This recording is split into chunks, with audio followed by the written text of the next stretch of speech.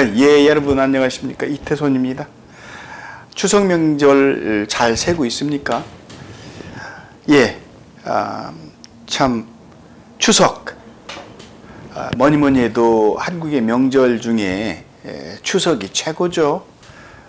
참 옛말에 더도 말고 덜도 말고 한가위만큼만 넉넉하고 풍성하여라 라고 하는 그런 덕담도 나누는 그런 시절이 있었습니다.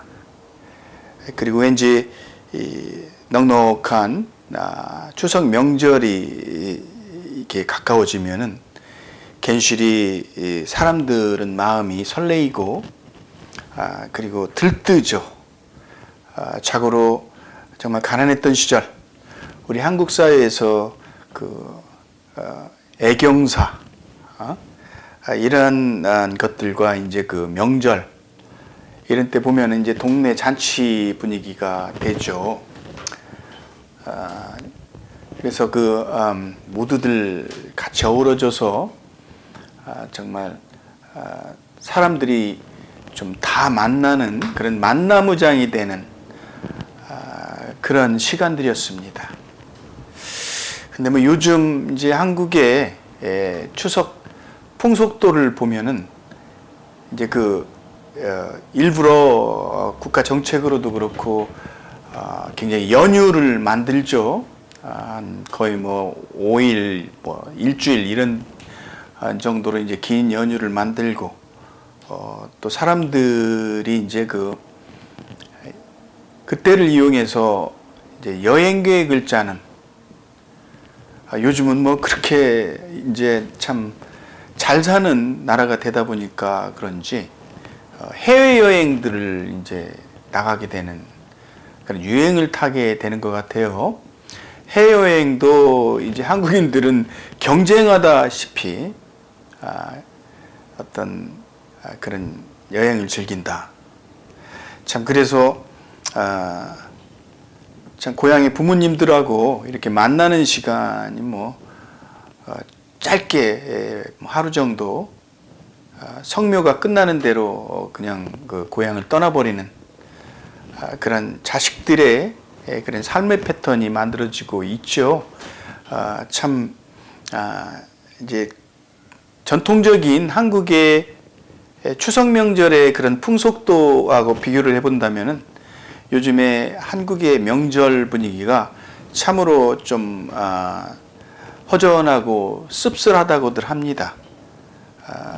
그 명절이라고 하는 그런 전통적인 의미의 그런 풍속도가 사라지고 있다라고 하죠. 뭐 요즘에 집에서 떡도 만들지 않는다고 그래요. 무슨 이 바쁜 시대에 떡을 만드냐? 며느리도 그렇고 뭐 시어머니도 그렇고 다들 편리한 세상에서 그냥 그저 편하게 사는 그런 시대가 되었다. 그래서 뭐 다들 어떤 맞춤형 주문해서 제사상도 만드는 그런 시대에 살고 있다라고 하더라고요. 자, 왜 이렇게 한국인들은 요즘 해외여행을 즐기려고 하는지요? 예, 뉴스에 보니까 뭐 한국 경제 심상치 않다. 그리고 그 경제적 위기의 원인 중에 가장 큰 것이 가계부채가 급속도로 증가 추세에 있다라고 하는데 자칫 이것이 참 잠재된 어떤 시한폭탄이 될 수 있다. 한국 경제의 가장 위기다라고 이렇게 경제 전문가들이 많이 평가하기도 하지만 아직 이게 당장 불어닥친 그런 위기가 아니라서 그런지 서민들은 강 건너 불구경입니다. 그러나 국가 전체적인 가계부채 비율을 이렇게 보면은 당연코 한국 경제의 폭탄은 이 많은 가게들이 많은 가정들이 어떤 어느 순간에 디폴트 단계에 봉착할 수 있다라고 하는 높은 이자율 아울러서 그 높은 금리로 인해서 가계부채의 부담감이 기하급수적으로 지금 늘어나고 있다라고 얘기를 함에도 불구하고 우리 한국인들은 여행을 즐깁니다. 여행을 가야 되죠. 명절이다, 여름 한때 바캉스 시즌이다, 뭐다 틈만 나면 해외로 탈출합니다. 왜 그렇게 우리 한국인들이 이 해외 여행이라는 것에 갈증을 느낄까요? 경쟁하다시피 해외여행을 하는 그 내면의 심리적인 이유들은 어떤 것들일까요? 굉장히 뭐라고 할까요? 일상생활에서 사람들의 스트레스에 대한 그 감각도가 굉장히 센서티브하게 민감하게 발전하고 있는 것 같습니다. 여러 가지 삶의 무게가 어깨를 짓누르는 그런 삶의 패턴이 연속적으로 반복되고 있다라고 하는 데에서 올 수 있겠고, 이제 이곳 미국에서는 서민들이 이 해외여행이라고 하는 것을 그렇게 쉽게 생각지 못하죠. 물론 이 나라가 크다 보니까 다른 주로 여행을 하는 그 자체가 해외여행일 수는 있죠. 그러나 이제 무턱대고 무슨 해외여행을 즐기는 게 아니라 이제 1년 계획을 세우죠. 1년 계획을 세워서 내년에 어떤 특정 할러데이 시즌이라든가 휴가 시즌에 계획을 하고 돈을 모아서 어디를 간다라고 하는 그러한 계획들이 있죠. 그러나 이제 할러데이 시즌에 명절 때 특히 미국의 추석은 땡스기빙 할러데이죠. 11월 달 마지막 주말에 이제 땡스기빙 할러데이가 이제 도래가 하는데, 이때는 정말 그야말로 가족들의 만남이죠. 가족들의 만남. 1년에 한 번 정말 가족들이 만나고 부부자식 간이 오붓하게 만나서 전통적 음식을 만들어 먹는, 함께 음식을 만들어서 먹고 이웃과 나눠 먹고 그런 오붓한 시간을 즐기는 것이 바로 이곳 서민들의 명절 풍속도다라고 할 수 있겠습니다. 참 그런 면에서 좀 안타까움이 있습니다. 이 바다 건너 우리 한국인들의 내면의 심리가 어떤 전통적인 가족주의에서 변질되어서 핵가족의 단위로 뭔가 풍류와 향락을 즐기기 위해서 몸부림을 치는 그런 세대로 돌입하지 않았는가. 참으로 씁쓸합니다. 자, 그리고 또 한국에 세 명의 장관 후보자가 지금 인사청문회 준비를 하고 있죠. 국방부 장관, 여가부 장관, 그리고 문화체육부 장관. 이 장관들에 대해서 이제 여론의 시선은 곱지 않습니다.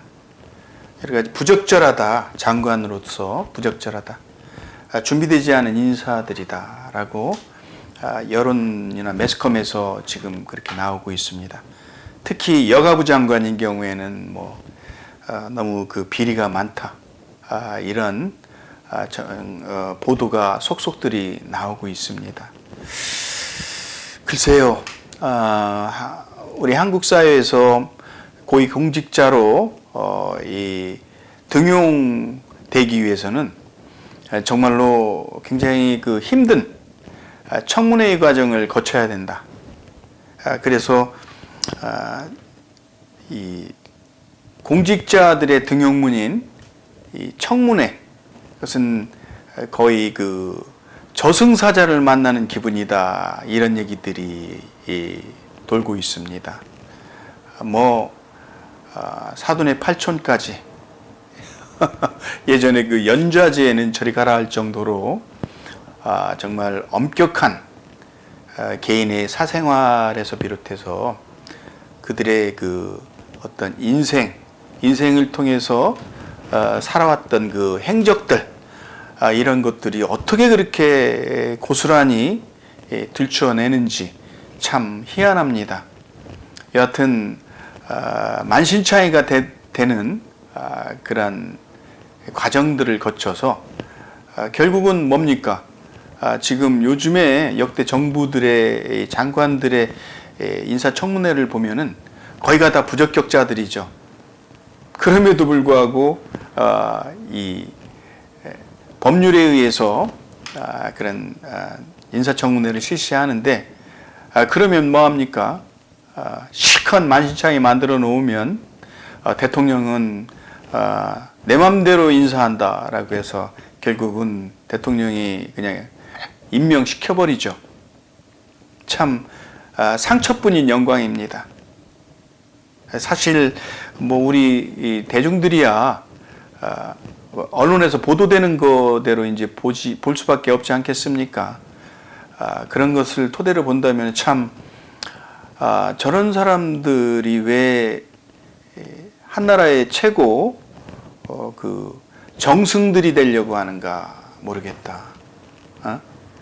이제 마지막으로 재물도 쌓고 또 사회적으로도 많은 그 이권을 챙기기도 하고 여러 가지 그 자본주의의 정말 단물을 잘 챙겨 먹었던 그런 이력들을 가진 인사들이 이 마지막으로 가장 자신들의 삶의 가장 정점의 그 출세욕이 바로 장관직이 아닌가 이런 생각이 듭니다. 그래서 참 씁쓸하다 이 점에 있어서도요. 참 한국 사회에 뭐라고 할까요? 제대로 살아온 사람이 과연 절이 없는가? 어떤 정말 각 부처의 최고 수장으로서의 장관이 되기에 손색이 없는 그 분야에서 최고로 전문가, 연륜이 있고 그리고 정말 자기 영역에서 그것을 천직으로 생각하면서 많은 업적을 남긴 그런 사람들이야. 그런 사람들이 왜 없겠습니까? 그러나 안타깝게도 한국의 그 정권은 자기 입맛에 맞는 그런 사람들을 그저 바지사장 정도의 격으로 각 부처에 참 임명하는 이런 한국인들의 그 사람에 대한 안목을 바라다 보면서 참 아쉽다. 이 부분도 참 그런 생각이 듭니다. 참 추석인데요. 추석 밥상머리에서 우리가 정말 가족들이 화기애애하게 정담을 나눌 수 있는 그런 어떤 시사적인 이슈들이 무엇이 있을까? 이렇게 아무리 둘러봐도 그런 것들이 많이 보이지 않고 있습니다. 정치는 정치대로 정말 혼동의 도가니 속에서 뭐 정말 아이들의 정말 패싸움 정도의 그런 미성숙한 그런 모습들을 보이고 있죠.